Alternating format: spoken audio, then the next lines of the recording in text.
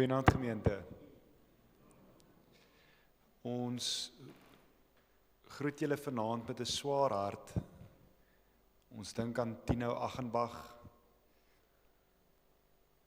Gisteraand het Anneke en Theo daar op hulle plekkie gesit, maar julle sal agterkom dat hulle nie vanaand daar sit nie. Ons steek hier Christuskers aan en ek gaan Floris, ons maar dit probeer laat werk. Ek gaan vir julle net die stemboodskap van Anneke stuur. Hy het ingegaan vir 'n operasie hier by sy aorta. Hy het uitgekom, maar daar is ietsie waarvoor ons vir hom moet bid.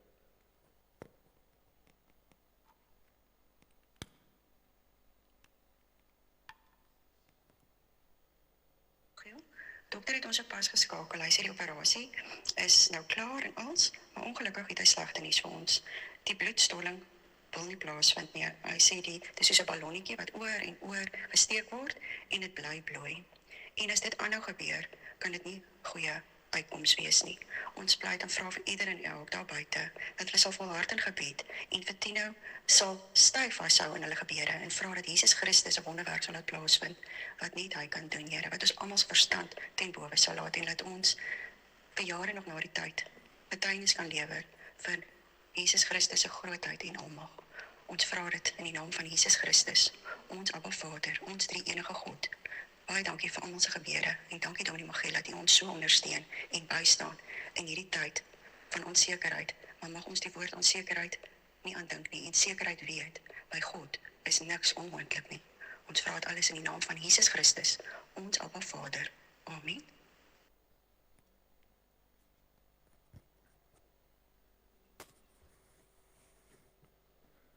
Baie van ons ken vir Tino.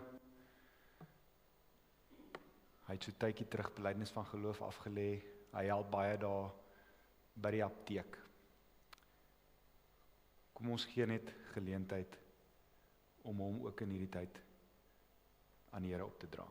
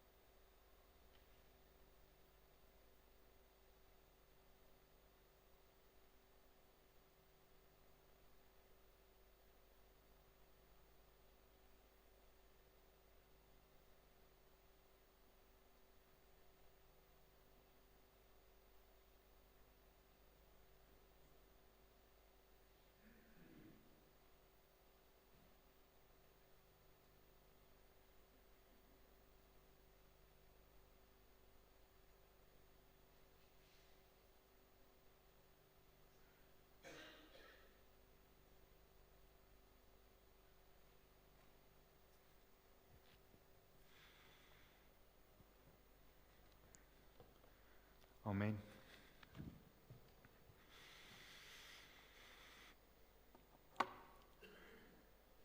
Geliefdes, as 'n mens in hierdie tyd vroegoggend deur onrus ry, voel dit amper asof die wêreld begin stadiger asemhaal. Die wind verander. Dit lyk so asof die lig anders lê wanneer mens na die berge kyk. Die see dra daardie winterkleur wat gelyktydig rustig en onstuimig is. Selfs die bome begin stilweg hulle blare loslaat. Wie weet, dalk kan ons iets by hierdie seisoenverandering leer. Dat daar tye is wanneer God nie net iets nuuts wil laat groei nie, maar dat hy ook iets in ons harte wil losmaak. Psalm 8 kyk na die skepping en vra amper verbaas, wat is die mens dat U aan hom dink? Die psalmskrywer kyk nou op na die hemelruim na die maan en die sterre, en skielik besef hy, God is groter as wat ek onthou. En dalk het sy hart, ons harte, kleiner geword as wat ons besef het. Want dit is moontlik om elke dag onder God se hemel te leef, maar min verwagting van hom te hê. Dit is moontlik om die pragtige branders te sien en so te hoor breek wanneer ons in ons beddens in die aande lê, om die koel lug te voel, die seisoen te sien draai, en tog innerlik toe te bly. Miskien het ons harte stil geword van moegheid. Miskien het teleurstelling ons verwagting afgeskaal. Miskien het geloof vir ons bekend geword, maar nie meer heilig nie. Vanaand roep die Here ons weer na buite toe, buite ons gemaksone. Nie net na 'n wêreld rondom ons nie, maar na die wonder van sy teenwoordigheid. Die God wat die sterre laat bestaan, hy is steeds die God wat vir jou en vir my nader trek. Die God wat die visse, die magtige oseane laat deurkruis, is steeds die God wat harte oopmaak. So, wanneer ons sing, wanneer ons luister, wanneer ons bid, kom ons leer om weer op te kyk. Want dalk begin herlewing nie wanneer mense harder praat oor God nie, maar wanneer mense weer verwonder raak oor hom. Kom ons bly net so sit vir vanaand se liedere, en dan gaan ek braaf genoeg wees om iets nuuts te doen vanaand. Ek wil vir julle uitnooi om so te bly sit, en dan gaan ons 'n oorsig kyk van Joël. Hierdie oorsig is as dit ware om 'n paar tree nou terug te gee. Jy sal agterkom soos wat ons saam met Joël op reis gaan hierdie week, probeer ons dieper en dieper en dieper in die teks in te leef. Maar ek dink tog vir baie van ons sal dit goed wees, insluitend in myself, om terug te staan en net om verwonderd te wees oor waar Joël staan, waar hy geoperate het in die Bybel, wat die groter verhaal was, sodat wanneer ons weer dan nou vanaand oopkrap, dat ons beter sal verstaan. So, hierdie video na ons liedere is 'n hele 8 minute lank. So raak rustig. Dit is in Afrikaans, dit is so goed geformuleer. Die ou praat miskien 'n bietjie vinnig, selfs vir my, want wat hy sê is so powerful. Maar kom ons sing, en dan daarna luister ons na die oorsig van Joël. Kom ons bly net so sit.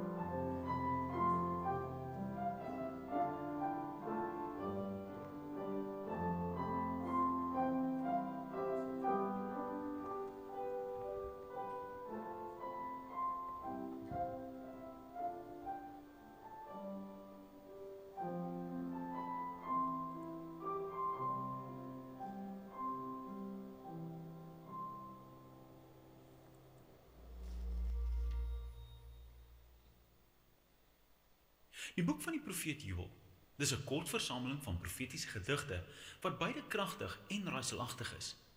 Joël is uniek tussen die profete vir 'n paar redes. Eerstens is daar geen duidelike aanwysing van wanneer die boek geskryf is nie. Dis heel waarskynlik die tyd van Esra en Nehemia na die terugkeer uit ballingskap. Want hy noem Jerusalem en die tempel, maar dit lyk nie asof daar enige konings is nie. Wat ook uniek is dat Joël duidelik baie ander skriftuurlike boeke goed ken. Hy verwys of haal aan uit die profete Jesaja, Amos, Sefanja, Naam, Obadja, Esegiel, Maleagi en selfs die boek van Exodus. En dis verwant aan die laaste unieke kenmerk. En dis dat Joël nooit vir Israel van enige spesifieke sonde beskuldig nie. So, nes baie ander profete, kondig hy aan dat God se oordeel gaan kom om Israel se sonde te konfronteer, maar hy sê nooit waarom nie. En dis heel waarskynlik omdat Joël aanneem dat jy, net soos hy, die boeke van die profete gelees het. So jy weet al reeds van Israel se rebellie. So saam help hierdie 3 kenmerke ons om hierdie fascinerende klein boekie te verstaan. Dat Joël 'n Bybelse skrywer is, wat self in die vroeë Bybelse geskrifte verdiep was. En sy nadenke daaroor het hom help sin maak van die tragedies van sy dag, maar dit het hom ook hoop vir die toekoms gegee. Kom ons spring in, en dan sal jy sien hoe hierdie boek werk. In hoofstukke 1 en 2 fokus Joël op die dag van die Here. Dis 'n belangrike tema in die profete, en dit beskryf gebeurtenisse in die verlede toe God op kragtige wyse verskyn het om sy mense te red of boosheid te konfronteer. Dink aan die pla in die boek van Exodus. Maar die profeet sien in hierdie gebeurtenisse uit die verlede tekens wat wys na 'n toekomstige tyd wanneer God weer eens boosheid tussen sy mense sal konfronteer, maar ook tussen die nasies en redding sal bring aan die hele wêreld. En so, hier in hoofstuk 1 en 2 het Joël 2 parallelle gedigte bymekaar gebring om op hierdie tema te fokus. Hoofstuk 1 gaan oor die dag van die Here in die verlede. Hy begin deur 'n onlangse ramp aan te kondig dat 'n springkaanswerm Israel vernietig het. En sy beskrywing van die swerm herinner aan die dag van die Here teen Egipte. Onthou die 8ste plaag van Exodus hoofstuk 10? Behalwe hierdie keer word die springkane teen Israel gestuur. En so beroep Joël hom op die oudstes en die priesters om die mense in berou en gebed te lei. En dan bely Joël self saam met die priesters.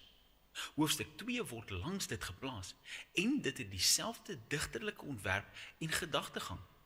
So Joël kondig nog 'n dag van die Here aan. Behalwe hierdie keer is dit in die toekoms, nie die verlede nie. Dis 'n dreigende ramp wat op Jerusalem afstuur.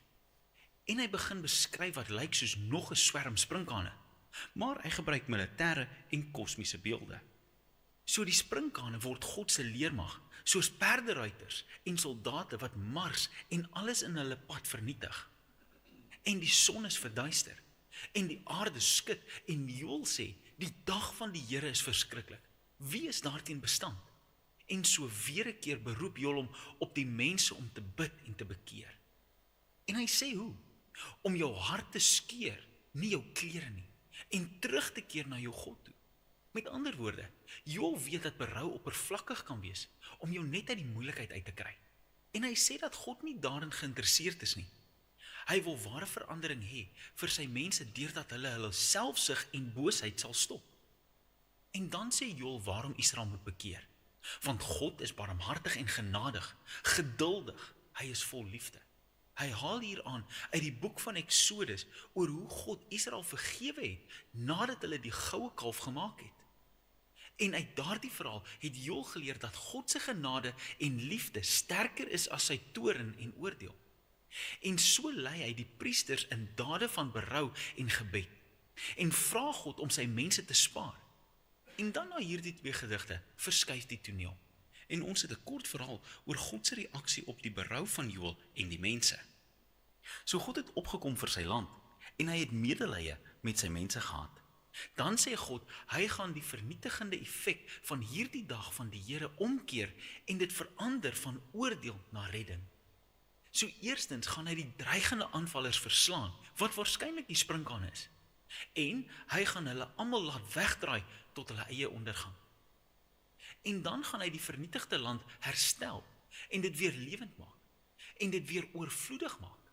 En uiteindelik sê God, hy gaan sy goddelike teenwoordigheid tussen sy mense laat wees. Dit sal vir almal werklik en toeganklik word. Nou, tot op hierdie punt vertel die gedigte 'n kragtige verhaal van Joël wat Israel lei om te sien hoe hulle sonde tot vernietiging en goddelike oordeel gelei het. En dat met God se genade daar altyd hoop is. Maar Joël sien uit hierdie gebeurtenisse uit die verlede 'n beeld van 'n toekomstige dag van die Here. So in die laaste afdeling van die boek skryf Joël nog 3 gedigte wat by God se 3-ledige antwoord pas.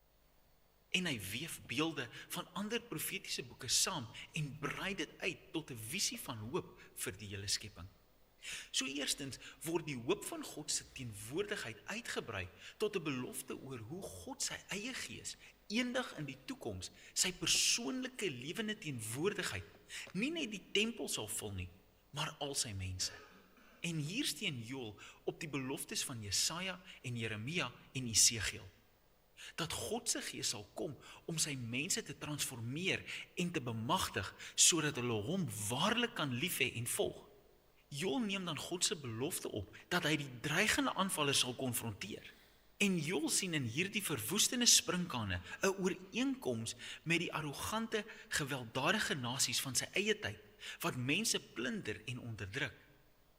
So hy steun op die beloftes van Jesaja en Sefanja en Esegiel oor die toekomstige dag van die Here, wanneer God boosheid tussen die nasies sal konfronteer en hulle geweld op hulle self sal omdraai en geregtigheid sal bring om alles wat verkeerd is reg te maak. En uiteindelik fokus Joël op die beelde van die land se herstel en hy sien hoop vir die hernuwing van die hele skepping. So hy neem die belofte van Jesaja, Esegiel en Sagaria op, dat God se laaste dag van oordeel gevolg sal word deur die herstel van die hele wêreld.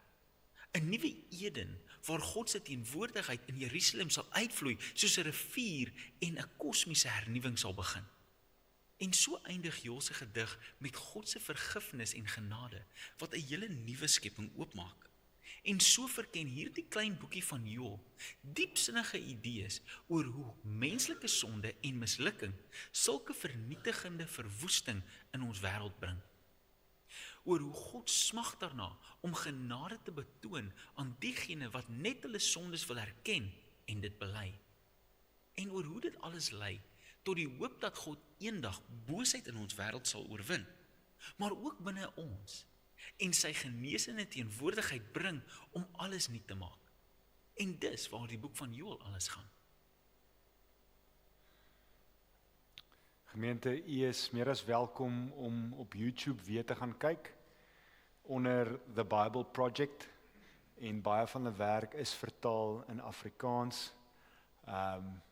Hulle praat oor baie onderwerpe en hulle gee ook baie goeie agtergrond vir, ek dink, meeste van die Bybelboeke in hierdie vorm. Kom ons bid saam.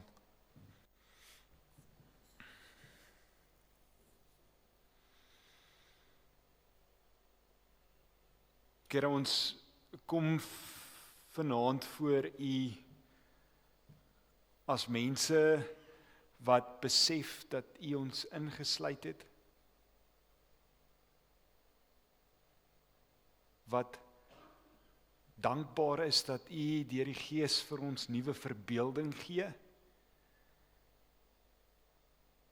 en dan nou vanaand opgewonde raak oor die waarheid dat u 'n nuwe toekoms oopbreek. En hoe ons deel vorm daarvan.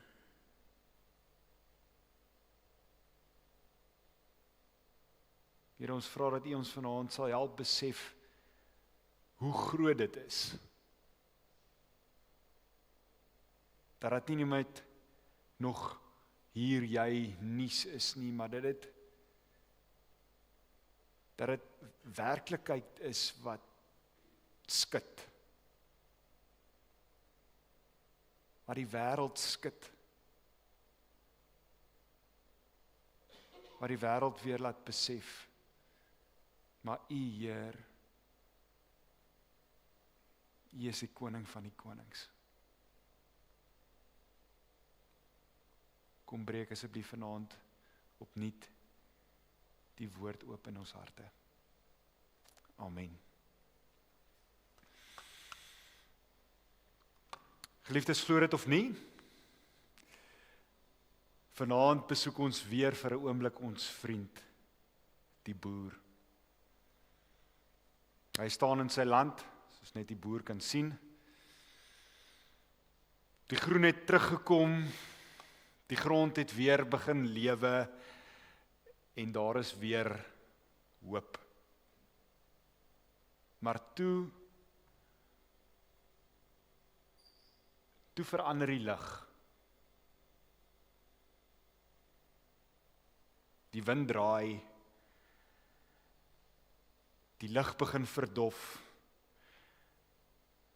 Die eerste donderstorm kan daar ver oor die vlaktes gesien word. En hierdie keer is dit nie sagte reën nie. Hierdie keer is dit regtig waar 'n massiewe storm. Die wolke begin toetrek, die lug word swaar. En ewe skielik voel die wêreld onseker. Onmiddellik, sonder dat hy het kon keer, kom die ou vraag terug. Gaan alles nou weer verlore gaan? Want hy onthou nog. Hy onthou vinnig dinge kan verander. Hy onthou hoe broos alles is. En, weer eens, vriende, is dit nie maar die plek waar baie van ons wat vanaand hier is, onsself bevind nie. Na herstel, bou jy weer. Jy werk weer. Jy begin 'n nuwe manier kry om te cope. Jy probeer weer stabiliteit skep. En dan kom daar 'n nuwe tipe skudding. 'n Kind wat wegstap. 'n Scam wat jou alles kos. Politieke spanning, oorlog, wat 'n uitwerking op almal het. 'n Beste vriend, 'n eggenoot, 'n kollega, wat sy eie lewe neem. En dan kan ons self nie help om te dink, maar wat hou werklik nie? Julle, dit is presies waar Joël 2 eindig. Het eindig nie met gemak nie. Het eindig met skudding. Kom ons lees Joël 2.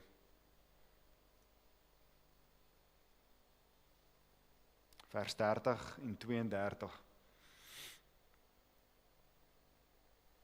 Ek sal tekens gee in die hemel en op aarde, bloed en vuur en kolomme rook. Die son sal verander word in donkerte en die maan in bloed, voordat die groot en verskriklike dag van die Here kom. Dan sal elkeen wat die naam van die Here aanroep, ontkom. Want op die berg Sion en in Jerusalem sal daar ontvlugting wees, soos die Here gesê het. Net hulle wat deur die Here geroep word, sal vry wees. Ons lees net tot sover. Ek sal tekens gee in die hemel en op die aarde. Bloed, vuur, kolomme rook.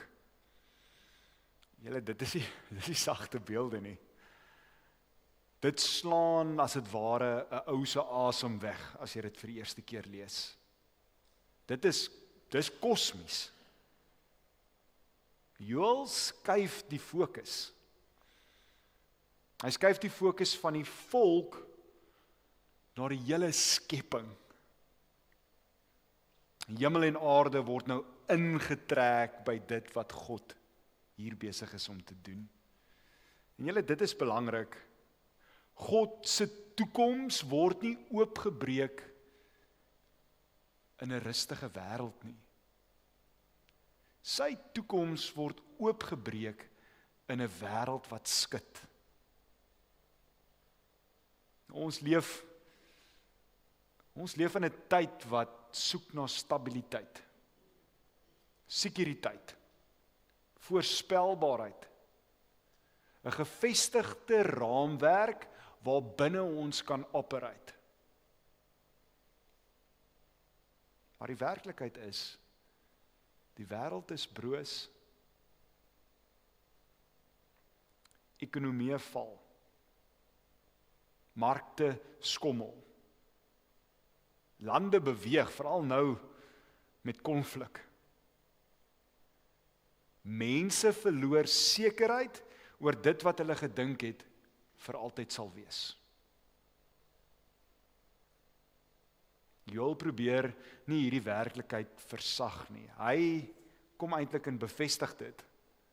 Die taal van bloed, vuur en rook. Dit herinner ons eintlik aan dinge soos oordeel, oorlog en ontwrigting. Die verduisterde son en die bloedrooi maan dis klassieke voorbeelde van die dag van die Here. Met ander woorde, wanneer God ingryp, skud alles. Die gedeelte wat ons nou net gelees het, voordat die verskriklike dag van die Here kom, dit bevestig die goue draad waarvan ons deur die verloop van die week meer en meer bewus geword het. Met ons eerste byeenkoms as waarskuwing. Nou kom dit terug as klimaks.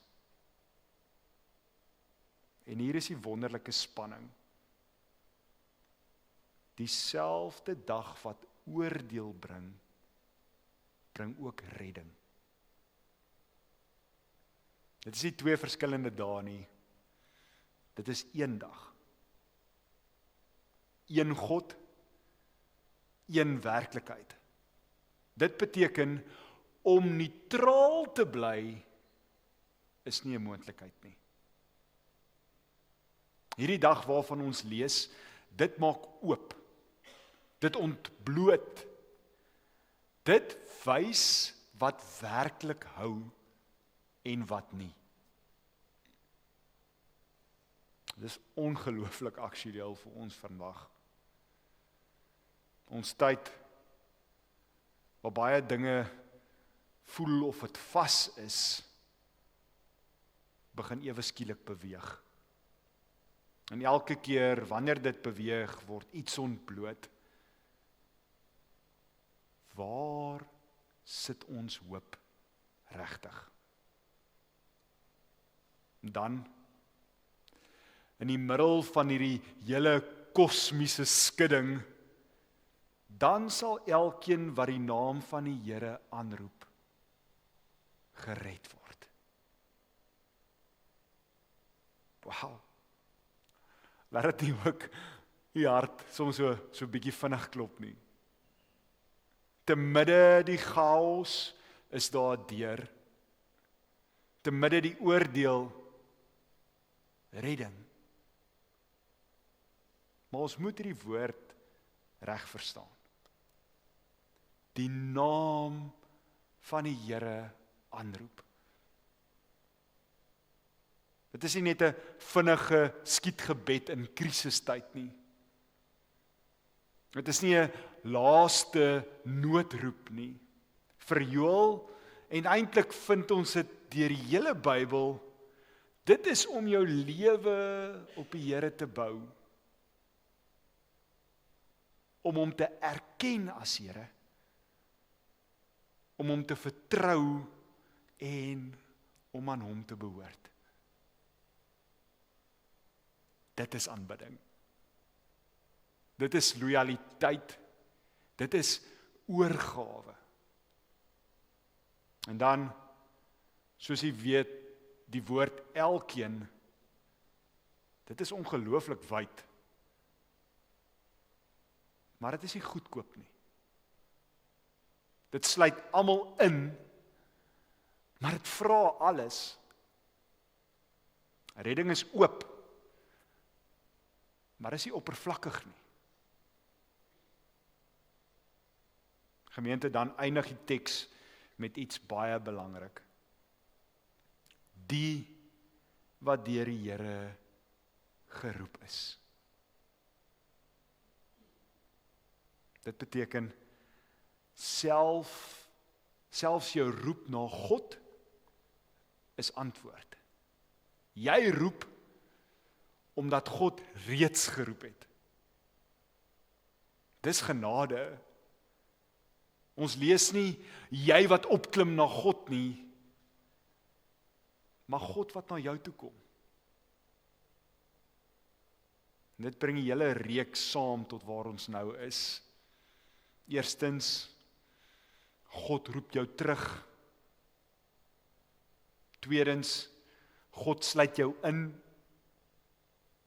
Derdens, God laat jou sien.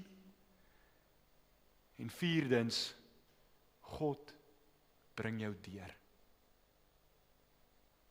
So, wanneer dinge begin wankel, waarheen draai jy? Wanneer die druk toeneem, wie hou jou vas? Wanneer die toekoms onseker voel, waar sit jou hoop? Want uiteindelik is die vraag van hierdie teks, wat dra jou wanneer alles anders begin beweeg? En in Christus kom dit alles bymekaar. Ek haal graag soos vroeër weer vir Petrus aan, waar hy in Handelinge 2 sê, dit gebeur nou.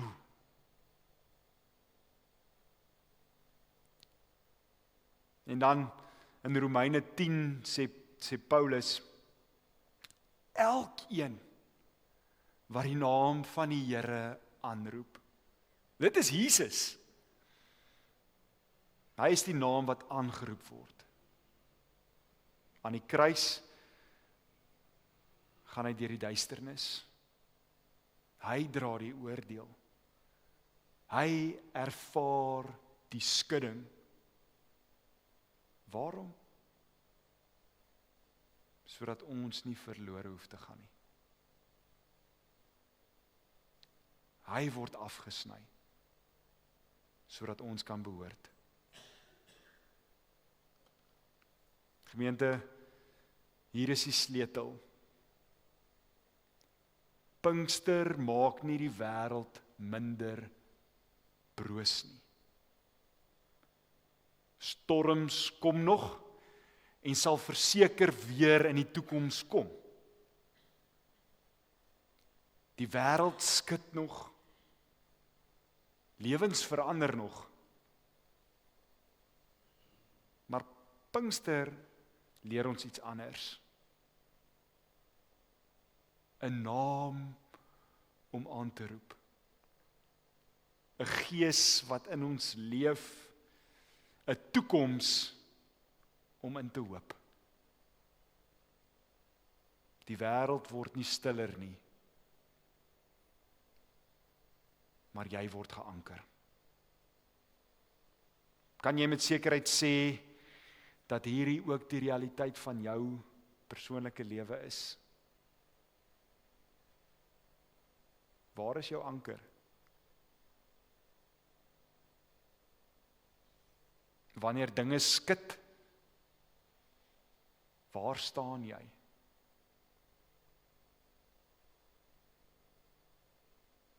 Here Jesus, ek roep U naam. Die storm breek oor die land. Die wind waai, die reën slaan, maar die boer staan. Nie omdat hy sterk is nie, maar omdat hy weet, hierdie land behoort nie aan die storm nie. Hierdie land behoort aan God. Die wêreld hou nie op bewe nie, maar God is teenwoordig. Alles word nie maklik nie, maar daar is 'n naam om aan te roep. Die vraag is nie, gaan die wêreld weer skud nie. Die vraag vanaand is, wie roep jy aan wanneer dit gebeur? Kom ons bid saam.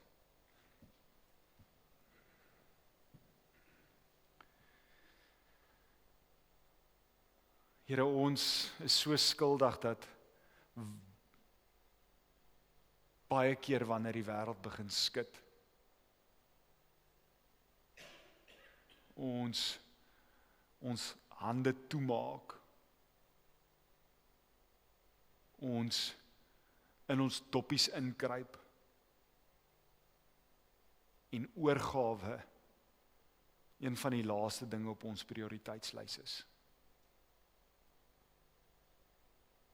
Daarom kom prys ons U vanaand vir U profeet Joël, wat vir ons kom herinner, ons anker is in U.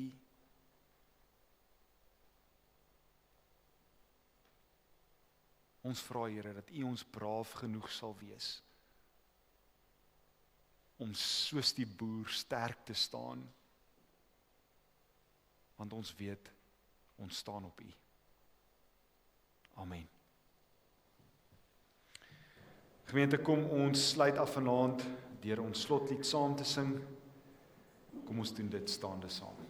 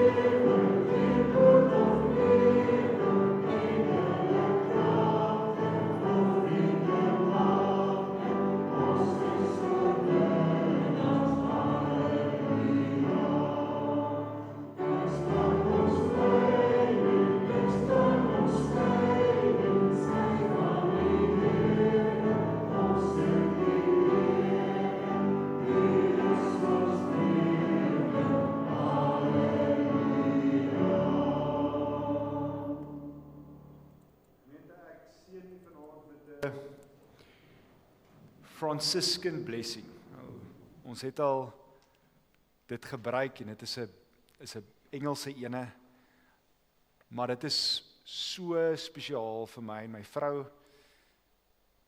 As jy dit gehoor het, ontvang dit weer. As jy dit vir die eerste keer hoor, mag dit u inspireer. May God bless you with discomfort at easy answers, half-truths, and superficial relationships, so that you may live deep within your heart. May God bless you with anger at injustice, oppression, and exploitation of people, so that you may work for justice, freedom, and peace. May God bless you with tears to shed for those who suffer pain, rejection, hunger, and war, so that you may reach out your hand to comfort them and turn their pain to joy. And may God bless you with enough foolishness to believe that you really can make a difference in this world, so that you can do what others claim cannot be done, to bring justice and kindness to all our children and to the poor. Amen. Baie dankie. Geniet die aand.